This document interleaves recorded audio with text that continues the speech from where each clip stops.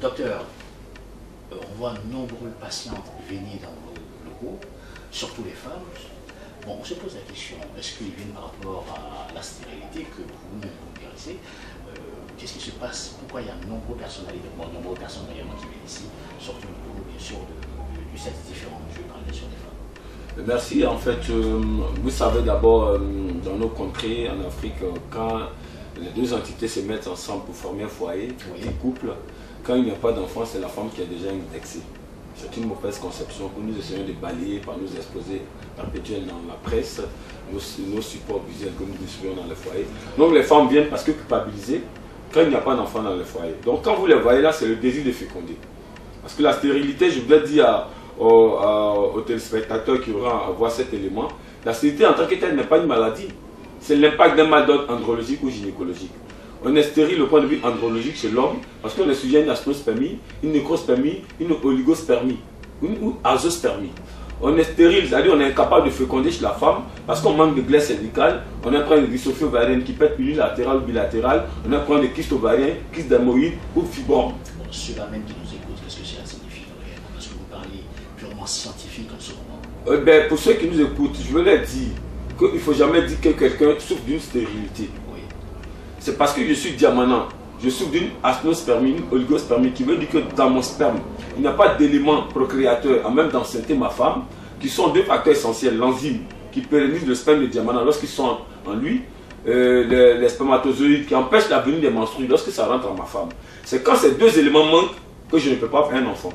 Donc, je voulais dire, profiter de cette question pour dire, parce que tantôt vous parlez de complémentarité, de défiance vis-à-vis de la médecine classique, pour dire, dans mon cabinet, je ne suis pas spécialisé en imagerie médicale, c'est les médecins du CHU avec qui je suis en accord, en collaboration, qui viennent faire les échographies. Oui.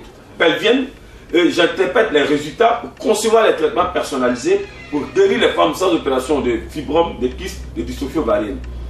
Au niveau andrologique, je n'ai pas d'éléments essentiels scientifiquement parlant pour savoir que le sujet que je reçois souffre d'une oligo-asténonécrospermie.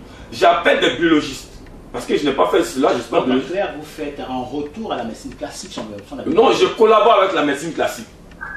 C'est pour ça que je vous dis que moi, j'ai toujours demandé qu'il y ait un point de collaboration. Je suis biomédecin-chercheur. Je conçois des éléments naturels à partir des plantes. Mais je n'ai pas d'éléments pour apprécier, pour donner des résultats. Donc, j'ai des appareils d'échographie dans mon cabinet, mais l'expertise vient des CHU d'Abidjan pour faire les échographies.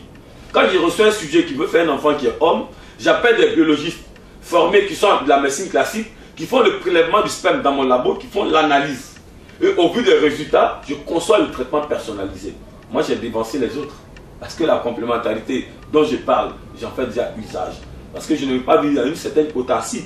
Toute science qui se veut dans une autarcie est vouée à l'échec. C'est pour ça que j'ai dit aux amis de la médecine classique, les urologues, que nos parents hier ont souffert de prostate, de l'hypertrophie, de l'adénome, de l'hypertrophie hétéronodulaire, mais ils en sont guéris sans opération. C'est cette science-là que je mets en exergue en m'appuyant sur Jésus.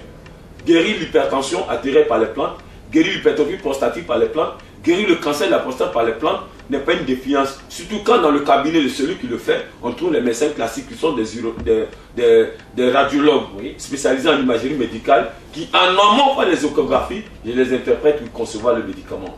Je vais plaider en utilisant, je vais dire le canal de ivoibusiness.net. ivoibusiness.tv pour dire à tous nos scientifiques. Si vous avez un mot à dire aujourd'hui aux téléspectateurs qui nous regardent, est-ce que vous pouvez regarder réellement la caméra qui est en face pour lancer un mot fort pour dire que vous, en fin de compte, vous utilisez parfaitement la médecine traditionnelle, franchement, pour guérir, pour ressusciter réellement, je dirais quand même, certains patients qui n'ont pas, qui sont, je dirais quand même, qui sont finis, en quelque sorte. Est-ce que c'est possible? Oui, je le dirais, mais avant cela, je veux retirer un mot, parce que c'est dans la conception des Occidentaux, ils veulent que la médecine soit dite traditionnelle. C'est une conception péjorative, parce que la tradition, c'est un ensemble de carcans qui obéit à une région, une ethnie donnée, qui ne peut être universelle. La tradition des Akans est la tradition des Ankans qu'on trouve dans un pays donné qui est la Côte d'Ivoire. Or, la médecine se veut universelle. C'est pour ça que je l'ai dit tantôt, par ailleurs, dans une de mes conférences, en interpellant le ministère de la Santé, à son temps, c'était au temps d'Assana Sangaré, pour dire qu'il faut sortir de ces conceptions où on dit département de la médecine traditionnelle en Côte d'Ivoire. Il n'y a pas de médecine traditionnelle.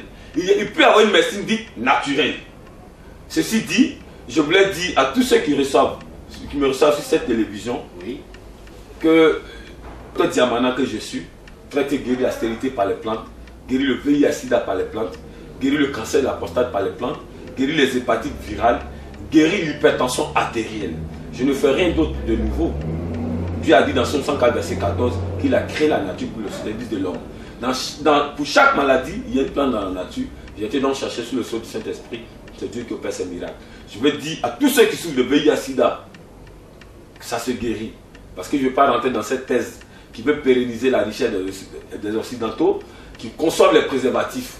Le VIH/SIDA se guérit. Et Dieu a permis qu'on trouve quelqu'un en Côte d'Ivoire que je suis. Continuez de prier pour moi, que le Seigneur porte la mission. Où est-ce qu'on peut vous contacter, docteur? Je suis en Côte d'Ivoire. En Côte d'Ivoire, je suis à Epougonsi d'ici, en face de la pharmacie à Kadioba, pour ceux qui connaissent à Abidjan. Aux deux plateaux, j'ai un cabinet à Cocody au Latry, en face de la station Oil Libya, au boulevard Latry. Je suis au 06 39 14 71 40 83 33 10. En Côte d'Ivoire, j'ai près de 30 agences dissimulées dans tous les départements de Côte d'Ivoire. Est-ce que vous avez une boîte email? Oui, je pense que mon service de communication le donnera tantôt avec le site.